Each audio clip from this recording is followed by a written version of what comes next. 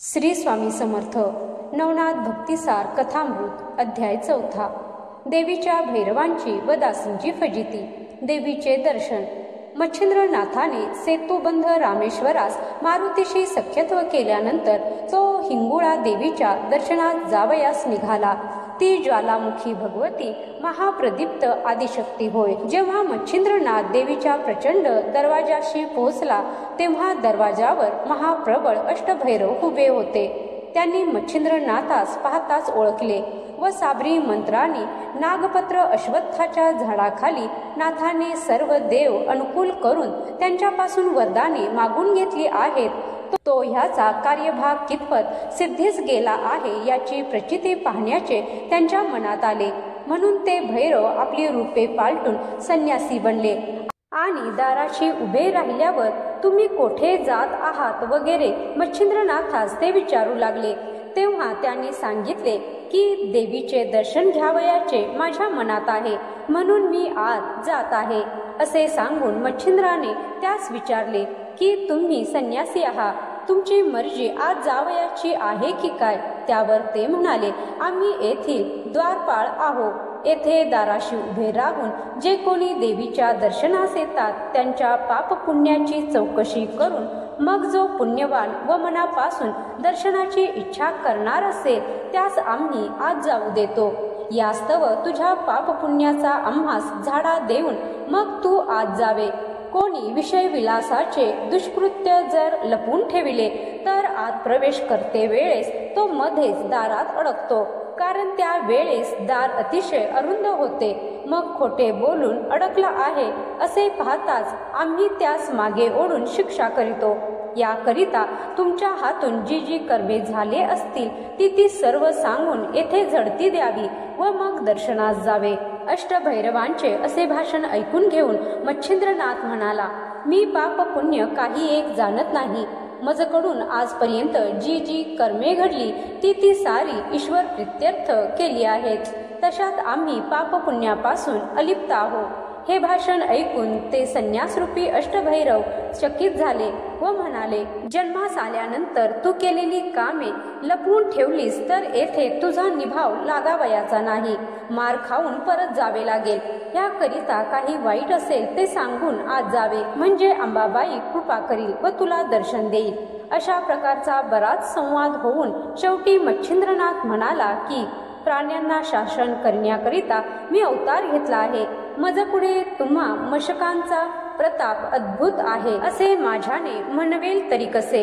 हे ऐकून अष्टभैरवास राग आला व ते त्रिशूळ, फरस, गांडीव, तरवारी, अंकुश, बर्ची, गदा, भाले, कुऱ्हाडी अशी तीव्र शस्त्रे घेऊन युद्ध करण्यास सिद्ध झाले. मच्छिंद्रनाथाने जय जय श्री दत्त गुरुराज म्हणत हातात भस्म घेतले आणि मंत्रून म्हटले की मित्रा वरुणी देवा, माझ्या कार्यासाठी तयार रहा.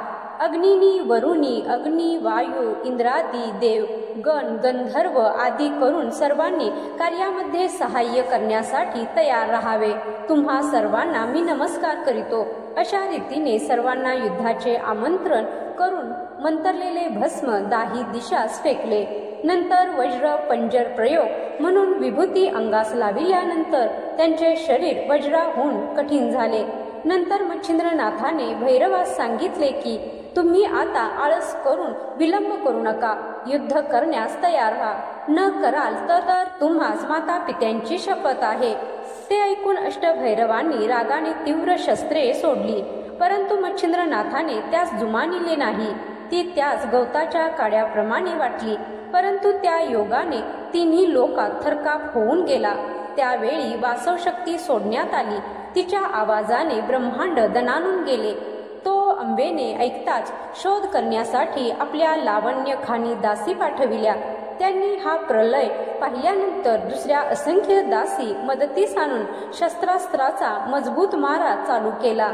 परंतु मच्छिंद्रनाथाने त्या सर्वांचे निवारण केले आणि भुलविणारे मोहिनी अस्त्र कामशरामध्ये योजून प्रेरितांच त्या अस्त्राने दासीच्या देहात गुप्त संचार करून पिशाच्या समान सर्वात भ्रमविले. या प्रकाराचा चमत्कार चालला असता विद्या गौरव अस्त्राच्या योगाने त्यांनी सर्वांस नग्न करून त्यांची वस्त्रे आकाशात उडवून दिली. नंतर माया अस्त्राच्या योगाने मच्छिंद्राने हजारो पुरुष त्या स्त्रियांपुढे निर्माण केले आणि स्मरण अस्त्राच्या योगाने त्या सर्व स्त्रियास शुद्धीवर आणले। त्यावेळी समोर हजारो पुरुष व आपण वस्त्ररहित असा प्रकार पाहून त्या दासी परम लज्जित होऊन रानोमाळ पळत सुटल्या। अशा स्थितीमध्ये त्या पळत असता भैरवकंठी प्राण धरून अत्यवस्थ पडलेले त्यांनी पाहिले। मग त्या पळून भगवती जवळ गेल्या। त्यांची अवस्था पाहून अंबेला आश्चर्य वाटले। तिने काय प्रकार घडला म्हणून विचारता दासी म्हणाल्या, सुकृत सरल म्हणून ही दशा प्राप्त झाली। कोणी एक जोगी आला आहे, त्याने ह्या रीतीने आमची दुर्दशा करून टाकली। त्यानेच भैरवांचा प्राण कासावीस केला आहे। आता तुम्ही आपला गाशा गुंडाळून येथून कोणीकडे तरी पसारवा, नाही तर तुम्हावर हाच प्रसंग येऊन गुदरेल असे आम्हास दिसते। अशा प्रकारे त्या दासी कावऱ्या बावऱ्या होऊन भगवतीस सांगू लागल्या। त्या भिवून गेल्यामुळे थराथरा कापत होत्या व त्यांच्या डोळ्यांपुढे तो जोगी दिसत असल्यामुळे भयाने आला आला असा शब्द त्या करीत होत्या। हा सर्व प्रकार भवानीने ऐकून घेतल्यानंतर तिला परम आश्चर्य वाटले। मग तो कोण आहे हे ती अंतर्दृष्टीने पाहू लागली। तेव्हा मच्छिंद्रनाथ या नावाने कवी नारायणाने अवतार घेतला असल्याचे तिच्या लक्षात आले। नंतर तिने सर्वांस वस्त्रे दिली आणि त्यासह अंबा मच्छिंद्रनाथाजवळ गेली। तिने अतिप्रेमाने त्यास हृदयी धरले। तेव्हा तो जगन्मातेच्या पाया पडला। अंबेने त्यास मांडीवर बसविले व प्रताप करून दाखविल्यावर तिने त्याची तारीफ केली। शेवटी तिने त्यास भैरवांना सावध करावयास सांगितल्याबरोबर त्याने वात आकर्षण अस्त्र काढून घेतले।